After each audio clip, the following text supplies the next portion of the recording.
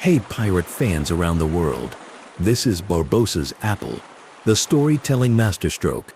One apple, one curse, one captain. How a single bite rewrote pirate cinema and the way we read pirates on screen. The story opens quickly and clearly. The apple, held by Captain Hector Barbossa in Pirates of the Caribbean, is not a snack. It's a signal. It's a small object that carries a huge idea. A life kept from taste and touch by a curse. A leader who projects control while quietly hungering for the simplest human pleasure. Viewers who know the saga will recognize how this small fruit threads through curses, hunger, leadership, and fate, and how a simple motif can teach storytellers to plant echo and pay off meaning with style.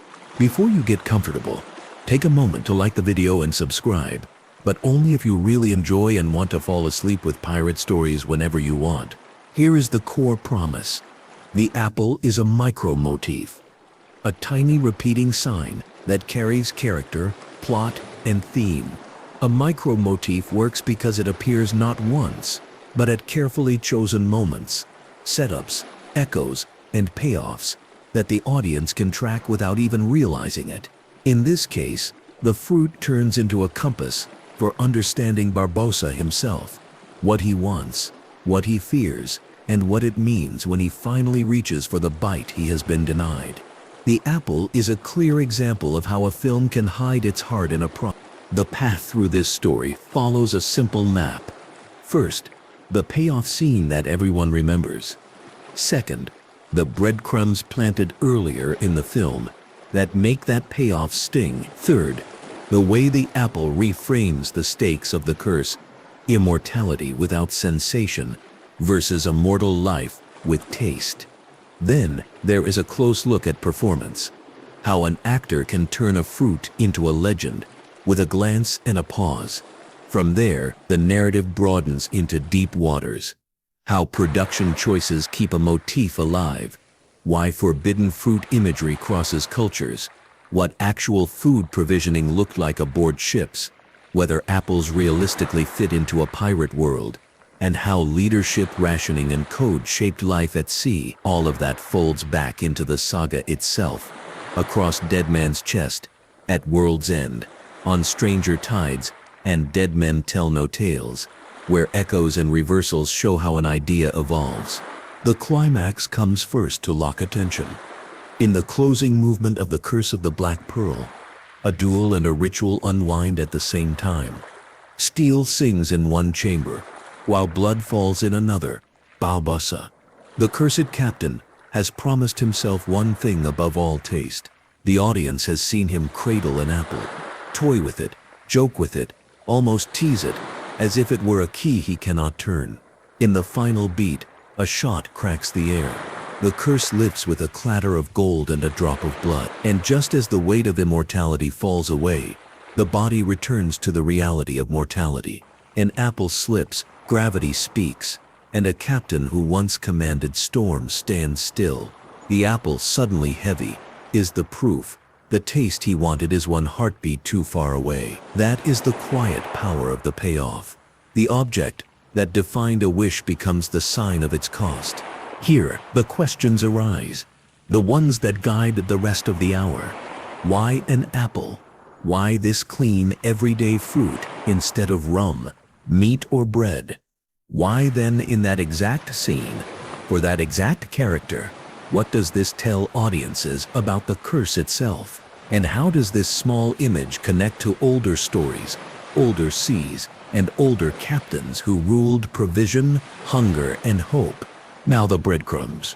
Early in the film, the camera notices simple things.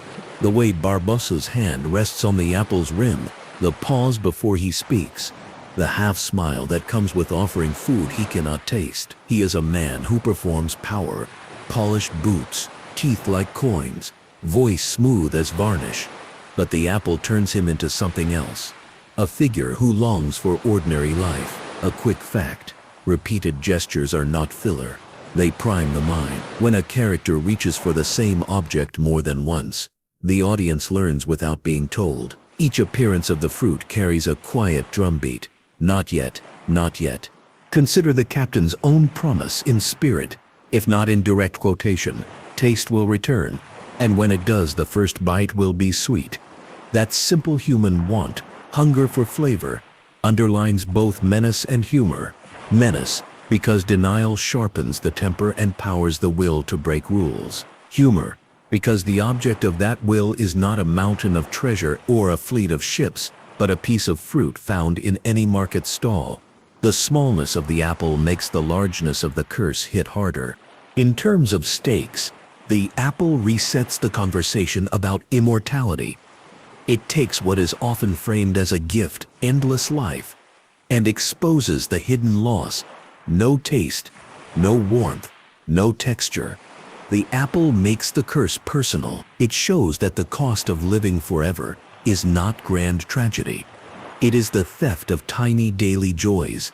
The biggest idea arrives in the smallest package, and the audience relates instantly. If a captain cannot taste an apple, what else has been stolen? The apple sums it up. Performance seals the deal. Geoffrey Rush's microacting turns the apple into a signal flag. Watch the handling, neither greedy nor tender, but controlled, as if monitoring a treasure he refuses to drop. Watch the eyes, a gleam for a split second that vanishes under command. Watch timing and breath. The apple appears at conversational crossroads. Its presence shapes the rhythm.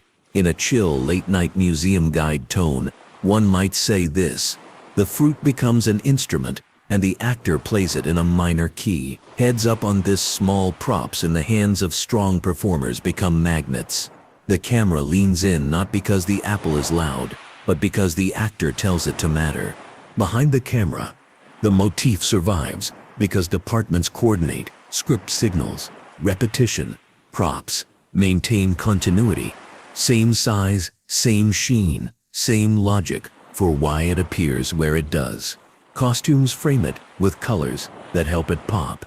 The assistant director and script supervisor track when and how it is handled. The apple learns its marks, like a quiet extra with perfect timing. That is how micro-motifs stay clear. No fuss, no speeches, just reliable recurrence. Symbolism travels older roads than Hollywood. The forbidden bite runs deep in cultural memory. Across faiths and fables, a fruit can mean knowledge, sin, temptation, or simple human curiosity that rubs against rules. In pirate cinema, the apple bends that language toward mortality. It is less about disobedience and more about being allowed to be human. Warmth, taste, and the right to enjoy a moment before the sea calls. Mortality gives value to flavor. Immortality without sensation reduces life to inventory. Why the apple? Specifically, there is color contrast. Reds and greens sit cleanly against leather, brass, and wood. There is texture and a sound cue. The crisp bite is unmistakable on a good microphone. There is also instant recognition. Viewers do not need a lecture to recognize what an apple is for. It is understood without translation. Film loves items that communicate at a glance. The story now widens into the world behind the fiction. A quick step back into maritime food history shows why a piece of fruit would matter on a ship. Provisioning a vessel was a never-ending logistics puzzle. Victualers loaded barrels of salted beef and pork, hardtack biscuits, dried peas, oatmeal, dried fruit when available, casks of water and beer or small beer, later rum. The quartermaster kept count. The cook made it all edible enough to survive. Fresh produce was fragile. It spoiled fast in heat, salt air, and damp holds. That made any fresh fruit a status item. Rare, often saved for officers or consumed quickly after resupply. Could apples be aboard? Yes, under certain conditions. In cooler climates, apples stored well for a time, packed carefully in barrels with straw, shavings, or sand. Some varieties could last weeks. Dried apples traveled farther, sliced and sun-dried or kiln-dried, then rehydrated in stews. In cider drinking cultures, apples became drinks safer than water from a foul cask and a source of calories. In the Caribbean heat, fresh apples were less common, but ports connected to Atlantic trade could import them seasonally. The point is not that apples were daily fare. The point is that fruit was precious, and an apple in a captain's hand signaled access and choice. The scurvy question matters here, because myth loves to tangle with fact. Scurvy, a disease caused by vitamin C deficiency, haunted long voyages. Citrus proved effective, apples less so. Citrus was not always available. Politics and supply chains complicated it. Crews sometimes got by with what they had. Fresh greens from a port, sauerkraut on some ships, occasional fruit. In that context, an apple in a Caribbean story is believable as a port purchase, a traded item, or a captain's private treat. Most important for the film, the apple sits at the intersection of plausibility and poetry. It can exist in the world of the story, and it can carry more meaning than its weight. Food distribution aboard pirate and privateer vessels linked to the code. Many crews voted on articles that fixed rations, shares, and penalties. The quartermaster often handled distribution to avoid arbitrary favoritism. Even so, captains had authority to allocate or reserve. Fruit could smooth tensions, reward performance, or symbolize rank. A captain drawing attention not to rum but to an apple fits the logic. A leader who knows how to wield scarcity as theater. One piece of fruit can say control lives here. Comparisons to real captain archetypes clarify Barbossa's lane. Some leaders projected fear through spectacle, braided fuses, in beards, colored flags, violent rumor. Others cultivated firmness without theatrics, framing themselves as rational merchants of risk and reward. Barbossa on screen blends pageantry with command. The apple aids that blend. It is a theatrical object, used quietly. No shouting, no smashing goblets, just a calm hand, a withheld bite, and a message. Everything is in hand, including hunger. Echoes across the franchise keep the hunger-pleasure theme alive, even when the fruit itself steps aside. In Dead Man's Chest and At World's End, the compass that points to what the holder wants most carries similar energy, desire made visible by an object. In On Stranger Tides and Dead Men Tell No Tales, leadership and legacy become the obsession. The idea of taste, of being allowed to savor a normal life, reappears in different forms. A daughter's future, a ship's freedom, a debt paid. The apple sits in the memory. The franchise keeps asking the same question in new language. What does this character actually want when the cannons fall silent? A scene-by-scene motif map in the mind helps audiences notice the structure. First, early glimpses of the apple establish recognition. Second, mid-film appearances pair the fruit with lines about sensation and denial. Third, a near moment of possibility tees up the finale. Fourth, the climax uses timing to hit maximum effect. The loss of the bite becomes the symbol of the ultimate cost. Later films nod to this energy, not always with fruit, but with objects that perform the same work. The visible stand-in for invisible desire. Craft elements support the sign. Blocking places the apple where the eye will find it. Foreground, a hand lifting into lamplight. A small glow on the skin of the fruit. Shot size shifts downward to let the audience feel the scale. The apple fills more of the frame than expected, then recedes so the face can carry the thought. Sound design helps the gentle squeak of polished skin, the soft thud when an apple is set down, the absence of a crunch when a bite is only imagined. Color choices separate life from curse. Warm candlelight against cold moonlight. The apple often sits in warmth, a promise of mortal sensation. Quick fact: viewers read warm colors as comfort and cold colors as distance without needing a color theory lesson. The film leverages that. Music supports desire and denial in small ways. Sometimes the score withdraws to let the prop breathe. The quiet is its own cue. Sometimes a light phrase, strings ready to move, hints that something longed for is near. The exact notes matter less than the pattern restraint near the apple. Release when the choice arrives. Even silence can feel like a held breath. Geography and port access give the motif realism. Ships that touched European or North American ports in season could carry apples. Caribbean hubs tied to Atlantic traders could see shipments arrive for officers and merchants who wanted a taste of home. Places such as Port Royal in Jamaica, Havana in Cuba, or Nassau in the Bahamas were crossroads where unusual goods could appear, especially for those with coin or leverage. The apple, then, can be read as a captain's emblem of reach. He can get what others cannot. Sailing technology adds physical limits that inform the symbol. Holes grew hot. Ventilation was poor. Barrels lived shoulder to shoulder with ropes, powder, and salted meat. Vermin found everything. Fruit rotted. Under those conditions, any fresh produce aboard became an emergency clock. Eat it soon or lose it. A captain who holds an apple without eating it performs discipline in public. He shows control over the ticking clock. He decides when pleasure arrives. Naval medicine and psychology explain the cravings that a curse amplifies.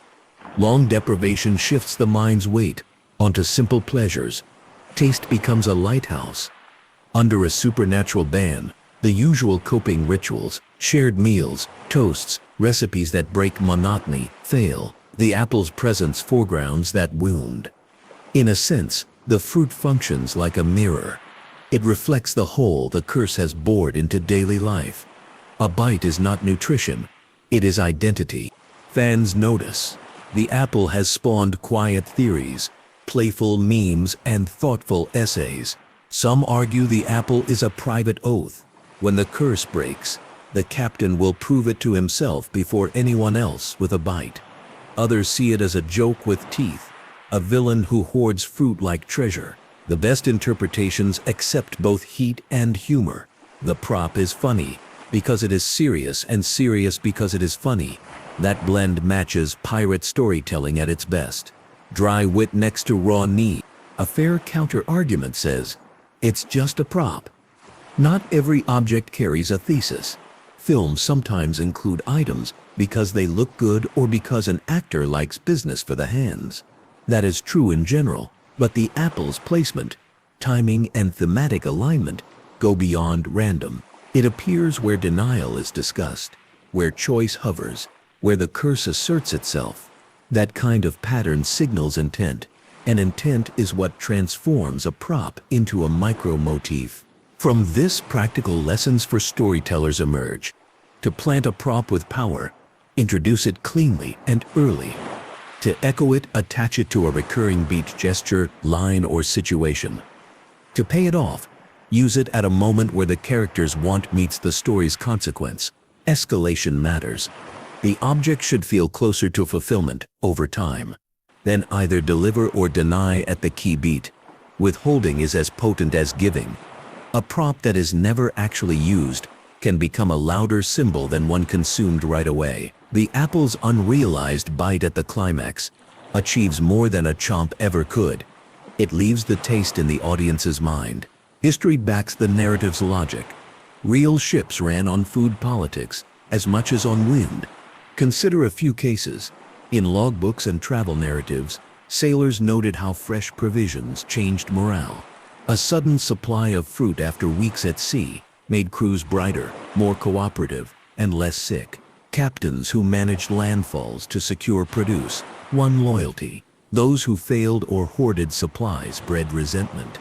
In some pirate articles, shares were described to avoid unfair advantage, but captains still had latitude in special stores. One story might feature a leader who kept dried fruit and nuts for negotiation and reward.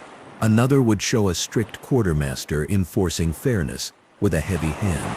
In both cases, food was a language of power. The most vivid menu at sea combined hard necessity and creative hacks. Hard-tack biscuits, simple flour and water, baked until rock hard, carried a crew through lean times, often softened in broth to become edible. Salt beef and pork, tough but filling, joined peas and oat porridge. When luck smiled, a crew might enjoy a salmagundi, a chopped salad of meats, fish, and anything pickled or fresh they could gather, all dressed with oil and vinegar. Fresh fruit, when present, turned into an event. An apple might be sliced for a few or given whole to an officer. Each choice shaped how the crew read their leaders. Comparative literature and television build context for the apple's work. In classic pirate tales, a small object often unlocks a character's soul.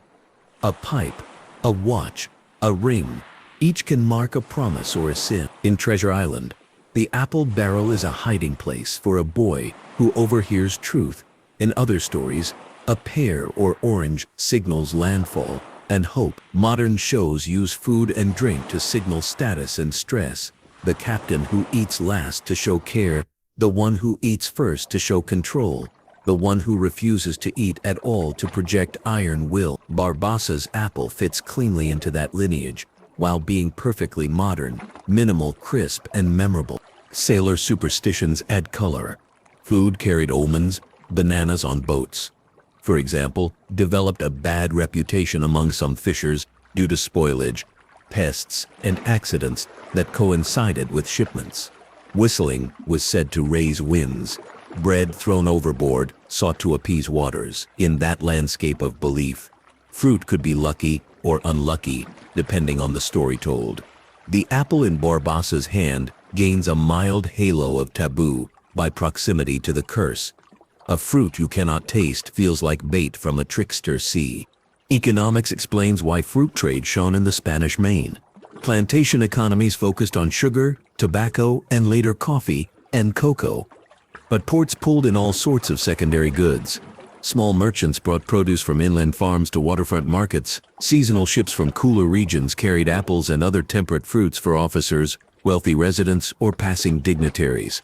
Prices floated with risk and weather shortages made fruit expensive. A captain with influence, through privateering commissions, bribery, or force, could secure items beyond the reach of ordinary sailors. Again, the apple signs reach and rank. Costume and prop color theory sits quietly under the surface. Dark coats, black hats, weathered wood, these give the frame a low, rich base. An apple brings a point of saturation.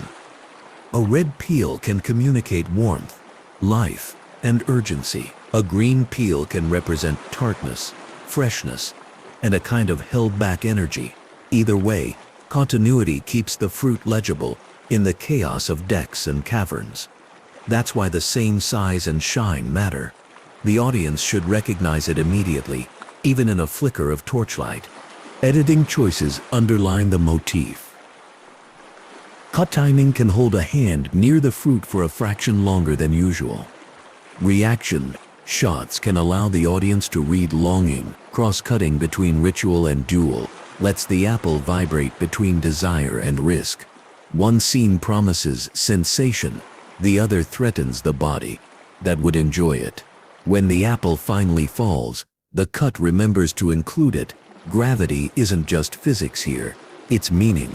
The ethics and philosophy come full circle. The apple poses a question. If immortality blocks taste, is endless life worth having? Free will under a curse becomes murky. The captain's will is iron. He commands men, maps, and moves. But if the curse cancels sensation, the ability to choose a bite has no payoff. The apple is a test. Can what he wants be taken by force, or must it be received as a gift when conditions are right? When the curse lifts and the shot lands, the film answers with a tragedy in miniature. The moment of freedom and the end of life meet in the same second. The cost of the curse is paid with poor timing. To help audiences watch actively, this story offers a simple toolkit. When an object repeats, note when and where. Track who controls it, who is denied it, and what happens to it at turning points. Ask if the score or lighting changes around it. Ask what the character wants with it. Use display or destruction. Then watch if the object appears in later installments, as a direct reprise, or as an echo in a different object. In Pirates of the Caribbean, desire often turns physical. A compass that aims at the heart's want, a chest that holds a beating heart, a trident that promises control over the sea. The apple belongs to that family of visible wishes. Legacy and cultural impact grow out of these details. The apple lives on in fan art and commentary because it is simple and strong. It can be drawn in a few strokes and still be recognized. It can be joked about the most powerful fruit at sea, and it can be discussed seriously as a symbol of hunger that no banquet can satisfy. Micro-motifs earn a second life in culture when they help viewers talk about big feelings in small language. He just wanted a bite of an apple, someone says, and that sentence speaks of mortality, loss, patience, and joy withheld. For those curious to explore further, a pirate syllabus would point to films that use props skillfully, histories that explain provisioning and code, and travel narratives that record tastes ashore and afloat. Old journals describe the shock of biting into something fresh after weeks of salted meat. Even without spotlight, these texts reinforce what the apple teaches on screen.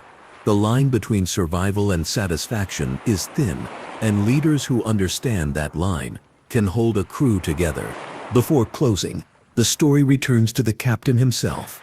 Barbossa is not only a villain or a foil, he is a man built from wants in conflict. Command versus comfort, wealth versus warmth, survival versus savoring life. The apple gathers those wants in a way nothing else could. Rum speaks of fellowship, boldness, and numbness. Meat speaks of victory and strength. Gold speaks of trade and greed. The apple speaks of being alive. That, more than any blade or coin, is the treasure the curse denied. Here is a practical recap that folds the entire path into 10 simple takeaways. First, small objects can carry big themes if planted early. Second, repetition trains the audience to care. Third, denial can be funnier and sharper than immediate gratification. Fourth, performance can elevate a prop into a myth. Fifth, production design and continuity protect clarity. Sixth, sound and color turn a small action into a felt experience. Seventh, food at sea was politics. A captain who shaped food shaped morale. Eighth, apples aboard are plausible in specific circumstances. The fruit reads as rare and precious in tropical heat. Ninth, later films echo desire through different objects. Motifs mutate but purpose remains. 10th, a payoff can be powerful even when it withholds the obvious action.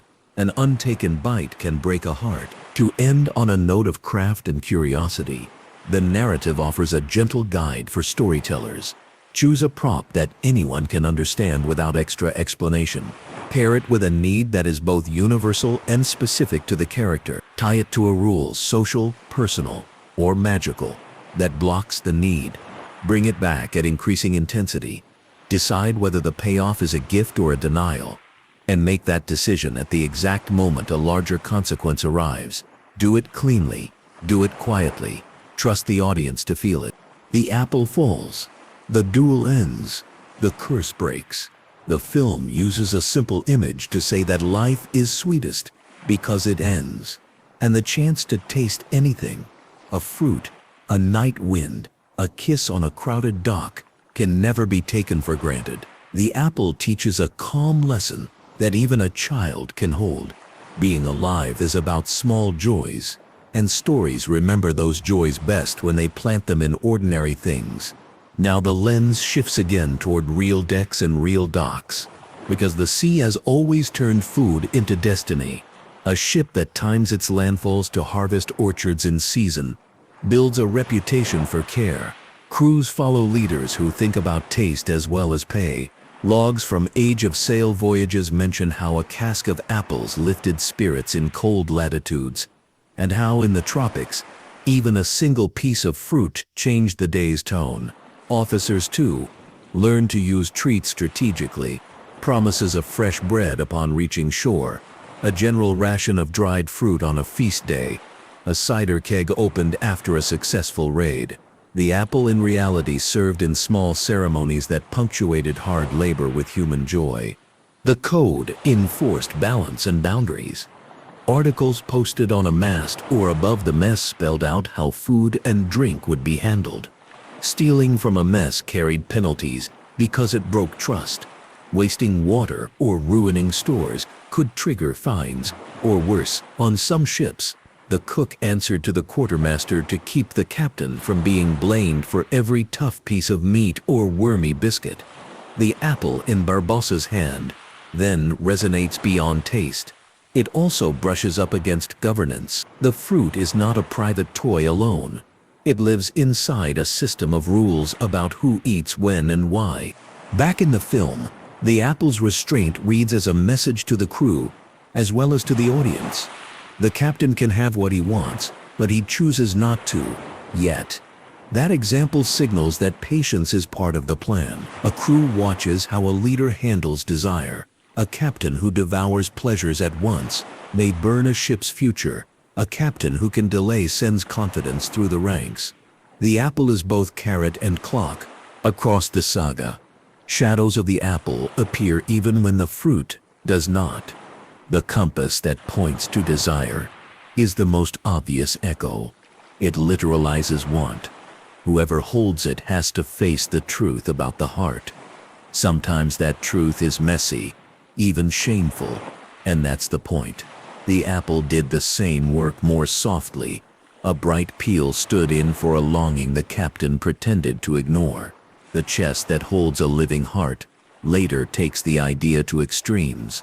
Desire and consequence meet in wood and iron. Whether fruit or compass or chest, the principle holds. The franchise externalizes inner life so the audience can track it with the eyes. In discussions of music, the motif benefits from restraint. A grand theme can overpower a small prop. Instead, the best moments sit inside a quiet bed of sound. Air moving over strings, a drum roll held back, the space around a line of dialogue. That space is where viewers lean forward. When the apple falls at the climax, a beat of silence lets the thud write its signature on the scene. People remember not the lack of music, but the presence of gravity. Audiences of all ages can follow this design because it mirrors ordinary habits. At home, a saved treat on a shelf can mean more than the food itself. In a classroom, a sticker or marble in a jar grows in power. The longer it is withheld, children learn that small objects can represent big ideas: reward, fairness, patience, pride. The film simply applies this truth with impeccable timing and a pirate's flair. Some viewers laughingly suggest alternate fruits or objects. A peach would read softer. A pomegranate would read exotic. A lemon would tie directly to scurvy. A banana would carry superstitions not everyone knows. But the apple stands at the center for a reason. It is global. It is simple. It has a cultural history, thick enough to carry weight and a shape clean enough to read in a flash. That efficiency is golden in cinema, where each second must pull its load. Strategically, the motif also helps in franchise building. When a first film lands an object with meaning, later films can echo it to recall the original feeling. Even a quick shot of a fruit on a table can whisper the earlier promise. When a character who once held back finally takes a bite in a later chapter, or when another character does it in their place, it feels like a continuation of a private story within the public saga. Micro-motifs are memory devices for entire worlds. Craft notes from production practice explain how such consistency happens. A prop master tracks multiples of the item. Hero versions for close-ups and stunt versions for drops or throws. Continuity photos record position and condition. A bruise, a shine, a bite mark. Wardrobe matches tones to keep saturation balanced. Makeup and lighting decide how much gloss sits on the peel. Even the basket or plate that carries the fruit becomes part of the look. On set, schedule matters. If a fruit scene is reshot later, the same variety must be sourced again. This quiet machinery underneath the apple's charm illustrates a broader truth. Meaning rests on craft. Editing rooms protect meaning as well. An alternate cut might have placed the apple out of frame during a critical line, weakening the thread. The chosen cut keeps the object visible just enough to build memory without screaming for attention. A calm museum guide style describes it smoothly. Audiences do not need to be told to look. They are given reasons to notice. For film lovers who enjoy mapping beats, a motif spine can be sketched from memory. Early, the apple is introduced in a context that highlights denial. Middle, the apple appears near a promise that the curse will be broken. Late, the apple is present when fate and choice collide, underscored by a physical action fall, drop, or unrealized bite. Post-climax, the object exits the frame, leaving the idea behind. In later films, the desire it represented reappears in a new key. That spine is simple, and its simplicity is strength. The philosophical line runs beneath like ballast. The apple debates what it means to be free. Is freedom the power to act at any time, or is it the ability to enjoy action at the right time? Barbossa can draw swords, chart courses, and command men. Under a curse, he cannot taste. Power without pleasure is a thin victory. The apple argues that timing is everything. There is a quiet caution here for anyone listening. While trying to fall asleep, even in a world of grand battles, the small human moments define the soul. A few fan debates deserve a calm summary. One camp proposes that the apple is purely a writer's flourish, elegant. Yes, but not the core of the character. Another sees it as essential. Remove it, and the captain becomes flatter. Just another foil with bluster. A balanced reading says the apple amplifies what is already there. It is not the only path into Barbossa's mind. Voice, posture, and choices would still speak, but the fruit concentrates the signal. It hands the audience a handle they can hold. All of this leads back to the night when steel flashed and a stray moment of normal life nearly arrived. In that single beat, the story reveals how easily fate and desire can misalign. The captain who managed storms, mutiny, and magic could not schedule one bite. The sea loves ironies like that. It teaches them daily to anyone who listens long enough. A wind arrives after the sail is furled. A fish bites when the net is aboard. A letter reaches the dock the day after a ship departs. The apple falling to the deck joins that long list of maritime timings, beautiful, frustrating, and very human. If viewers wish for one last historical anchor, a few simple images will do. Picture a market near a Caribbean quay. At first light, ship chandlers open shutters, baskets appear, limes from a grove inland, plantains stacked tall, sugar loaves wrapped in blue paper, and on some days, when a northern ship has arrived, a small crate of apples. The vendor knows exactly which faces will appear first. Officers, wealthy merchants, maybe a governor's steward. Prices are whispered. A captain with coin buys a handful, not a barrel. Those apples will sit in a cabin, not a common mess, and their journey will end in a quiet room, or in an image that survives on film. The apple's final lesson is gentle. Objects mean what people make them mean. A fruit on a plate is breakfast. A fruit on a cursed ship is a prayer. A fruit in a captain's hand becomes a plan. In a film, a fruit becomes a thread that sews character and theme together, almost invisibly, until one small sound, the soft tap of a fallen apple, writes the last stitch. And from that calm truth, the tide carries the story toward decks, where real names stood watch and real choices were made under canvas and cloud. Historical cases sharpen the picture. When Bartholomew Roberts set down his ship's articles, food and drink were not afterthoughts. They were embedded in the rules that kept a floating community from cracking. Rations and special stores were spelled out to prevent petty tyrannies, because a captain who ruled the stomach ruled the mood. Henry Morgan's operations in the Caribbean leaned on ports where victualers moved quickly. Speed and foresight earned him not only firepower, but also fresh provisions that kept crews from slipping into lethargy. During a notorious blockade off a colonial harbor, Blackbeard demanded supplies tied to health rather than gold. showing that medicine and diet could become bargaining chips as powerful as cannon. Each example lines up behind the apple's quiet argument: control taste, and one controls something close to the soul. On many voyages, the quartermaster stood between appetites and anarchy. His job sat at the intersection of justice and logistics. Disputes about food could grow into mutiny faster than arguments about loot, because hunger visits daily. When a crew believed the quartermaster kept the scale honest, smaller frustrations had somewhere safe to land. When that belief cracked, discipline frayed.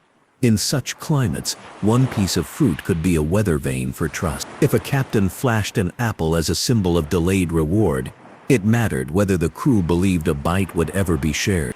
Maritime diaries from the age of sail record moments when fresh produce broke the monotony so completely that the entry itself changes tone. Shorter sentences, a lighter mood, stray mentions of laughter.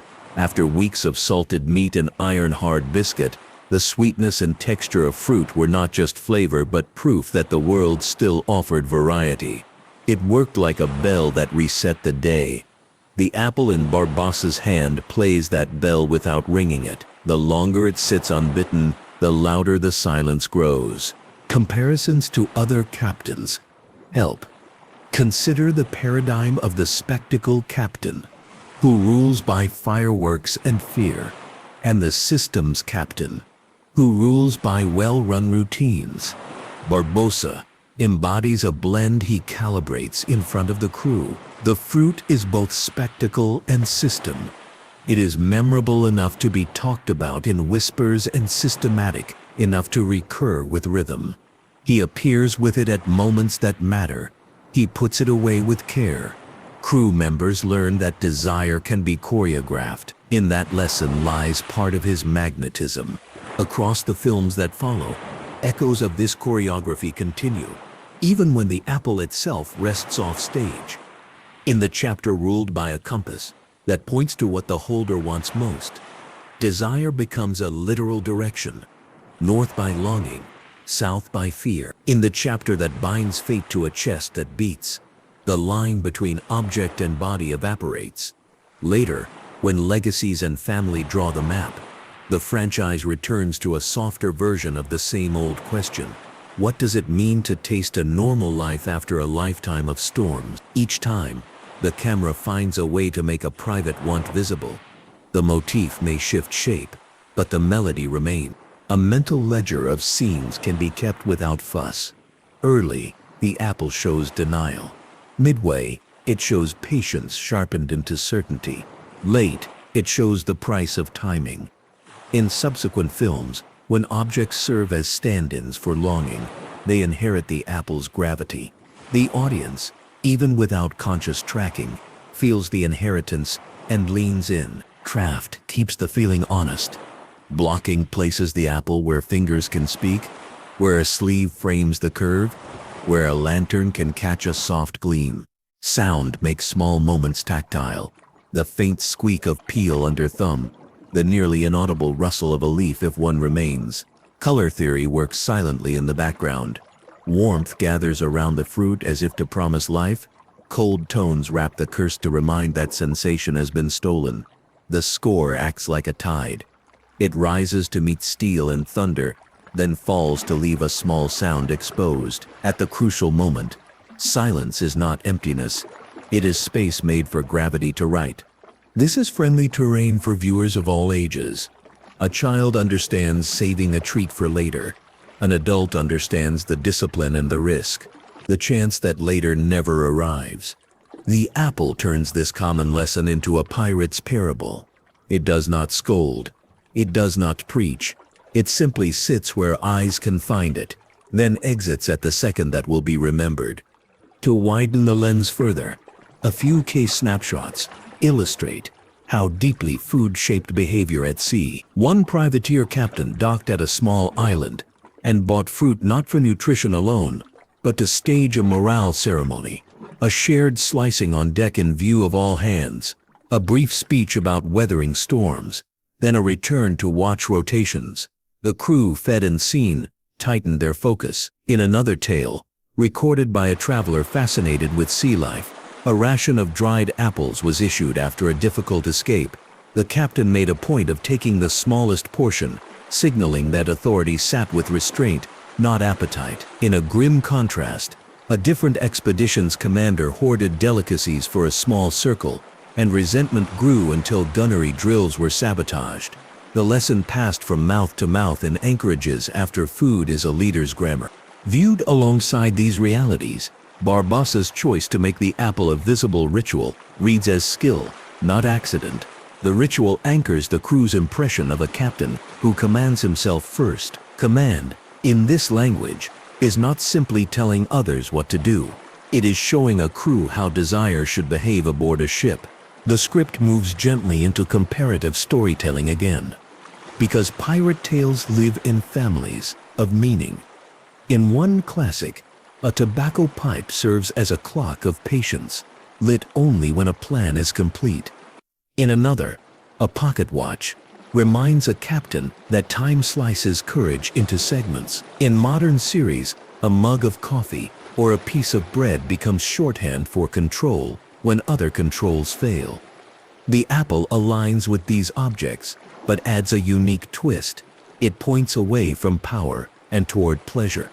That twist softens the character, not to excuse his violence or ambition, but to round him into a person who misses something everyone misses when they are kept from it: taste. A small heads up on this helps decode why the motif works so well in a late-night rhythm fans can relax into. The apple asks for nothing from the viewer except to be noticed when it appears. No glossary, no map, no ancient curse vocabulary.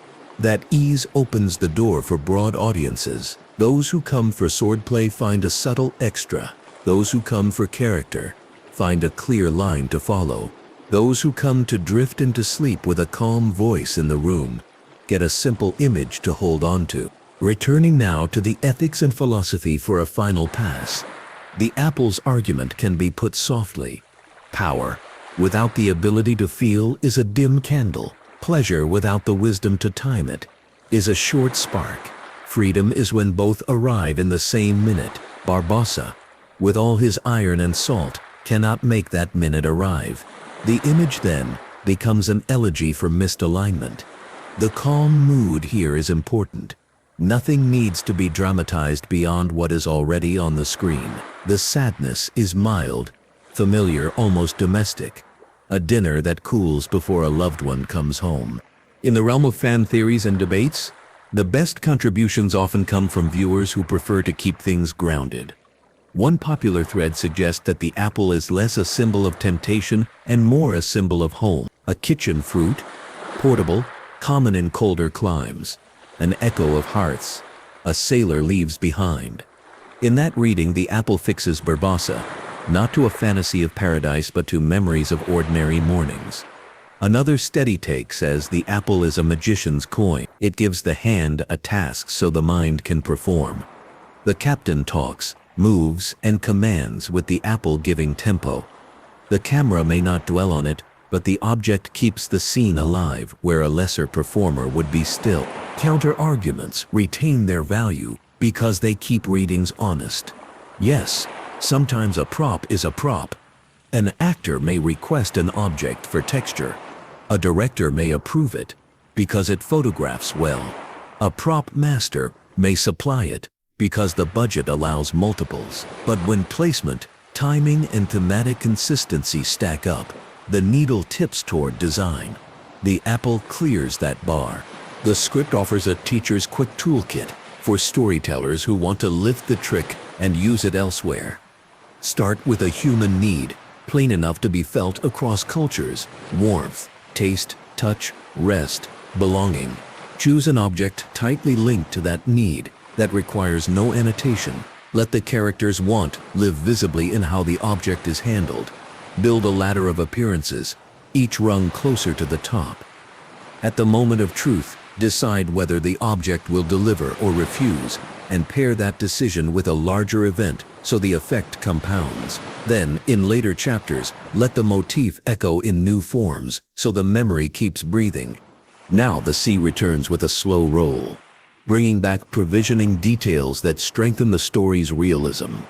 In some ports, apples could be stored in sand-filled barrels to limit bruising and slow rot. The method required careful packing and cool holds. In others, dried apple slices rode side by side with raisins and prunes in sacks that stayed above the bilge to keep them from damp. Cider, where available, replaced or supplemented beer on some ships, both for taste and because fermentation made it safer than stale water. None of this says that a tropical deck always smelled like orchards. It says that fruit traveled with sailors as memory, as ration and as treat when rots and seasons aligned. An aside that keeps perspective: citrus made the decisive difference against scurvy when it could be obtained. Apples were supportive at best. Over time, navies formalized citrus distribution, turning what had been ad hoc into policy. Pirates and privateers, living by speed and opportunity, snagged what they could, where they could, sometimes flourishing near orchard-rich coasts, and sometimes making do with pickled vegetables and whatever greens the next island could offer. That pragmatism explains why the apple reads not as fantasy, but as a plausible luxury, precious, not impossible. The economics of fruit in the Spanish Main unfolds in straightforward strokes. Sugar and tobacco drove the big trades. Fruit rode along with smaller rhythms. Coastal farmers hauling produce to quays. Merchants consolidating baskets for ships that paid in coin or favors. Storms, blockades, and pests twisted supply. Prices rose and fell. In such a market, a captain with contacts could source apples in season through a trusted middleman, the way a modern traveler might find a specialty item in a city far from where it is grown. A single apple on a desk then could pull behind it a web of relationships. It whispered, "This cabin is connected." Clothing and lighting do quiet work to make that whisper audible. Dark leather sleeves take polish well. The apple's matte shine reads against them. Brass buckles and warm lamplight play nicely with reds and greens. A close lens makes the curve look grand without making it ridiculous. Continuity keeps the surface free from jarring blemishes so that the fruit's role is to carry meaning rather than distractions. The simplicity of this craft is part of its beauty. Everyone working in the shadows, prop, wardrobe, camera, sound, lends a finger to the same thread. When the edit comes, the timing of hands and eyes matters more than pages of dialogue. A half-second longer before the apple is set down can turn a line into a thought. A cut that holds the apple in peripheral vision, while attention sits on a face, can let longing feel like background radiation. When gravity finally gets to speak, and the fruit drops, the cut that includes the fall tells the brain, this was the point. No caption needed.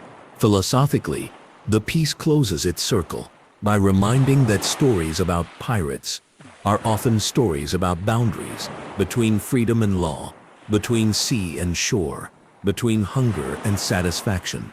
The apple lives at those boundaries. It is a shore object, a market object carried to sea. It is a legal object, just a fruit used to comment on a magical rule. It is a hunger object, food, transformed into a symbol by patience. The balance is gentle, nothing blares. Everything clicks. A calm viewer toolkit sits here in case any listener wants a final way to practice watching actively without turning a movie into homework. First, notice when a small object returns. Second, ask what a character wants from it at that moment. Third, note whether lighting and sound lean warmer or colder around it. Fourth, pay attention to timing, the seconds before and after an object is touched. Fifth, carry the memory into later chapters to see if the want migrates into a new object. This 5-step habit turns casual viewing into a quiet treasure hunt, good for late nights when the sea outside the window is only a distant dream. The apple's ripple in culture proves the point that tiny choices can outlast loud ones. Sketch artists can put a curved shape and a small stem into a captain's hand, and have everyone understand. Short-form jokes online can show a pirate staring at a fruit and make millions smile with a caption about waiting for the right moment. Essays in magazines and posts on forums tease out the motives behind a withheld bite and find again and again the simple thread of humanity holding the tapestry together. Merchandising rarely forgets such clean signals. A prop that reads from across a room lives on in mugs and pins. In each case, the apple's clarity is the engine. For curious minds who want to map to more, a gentle syllabus can be voiced without turning into a reading list recital. Films that use props as emotional anchors help build the skill of noticing. Histories that follow food at sea illuminate the gritty, daily labor behind romance. Travel narratives from the age of sail give flavor and smell to the idea of provision. Each one adds a plank to the walkway leading back to the apple. Memory becomes seaworthy when it has that many planks. As the script sails toward its harbor, the narrative offers two friendly prompts to leave on the dock for conversation. One asks all who watch, what is the best micro-motif ever noticed in a film or show? An object that quietly carried a character's heart. Another asks those who cherish pirate tales, which other prop in this saga felt like a key to someone's soul? The compass that points to desire, the coin that won't stay buried, the bottle that traps a ship, or something smaller that most have missed. These questions are not tests. They are lanterns for a community that likes to trade stories across the rail. A short recap, almost like a list whispered over the sound of tide against hull, makes the journey easy to remember. A small object planted early can carry a large idea. Repetition teaches without lecturing. Denial can be both funny and sharp. Performance turns objects into myths. Production craft protects clarity. Sound and color shape feeling around small acts. Food aboard ships was politics and poetry. Apples aboard were plausible luxuries with cultural weight. Later films echo desire with new objects. A payoff can choose a quiet denial and still thunder in the heart. What remains is the closing image. Calm and sure. A captain holds an apple and waits. The ocean rises and falls against his ship. Men work. Lanterns breathe. A curse hangs like fog. The fruit glows softly in warm light and refuses every bite until the moment when fate and choice finally touch. Then gravity writes the last word. The lesson is simple enough for a child to understand and rich enough for a scholar to debate. Life is sweet because it can be tasted, and meaning lives in the timing. A gentle sign-off keeps the mood warm. The tale of Barbossa's apple ends where it began, with a small gesture that says more than a shout. The next voyage will follow another thread. Perhaps a compass that tells truth when tongues won't. Perhaps a harbor that swallowed a city.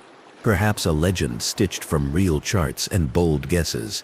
For this night, the apple is enough. It sits in memory like a friendly star, ordinary, reliable, and bright. For those who like anchors, the sources live where they are easy to find, pinned and chaptered. From film credits and production conversations to maritime histories and travel journals that mind the kitchen as much as the quarterdeck. They offer dates where dates help, vocabulary where vocabulary clarifies, and context that keeps stories honest. And because a simple mental map helps the mind sail, picture one last diagram in thought. A line from orchards in cool valleys to markets on hot quays. A line from a prop table to a captain's hand. A line from denial to timing to meaning. 3 lines, one fruit, one story that lands softly and stays. The deck dims. The sea keeps its rhythm. The apple rests. The lesson holds.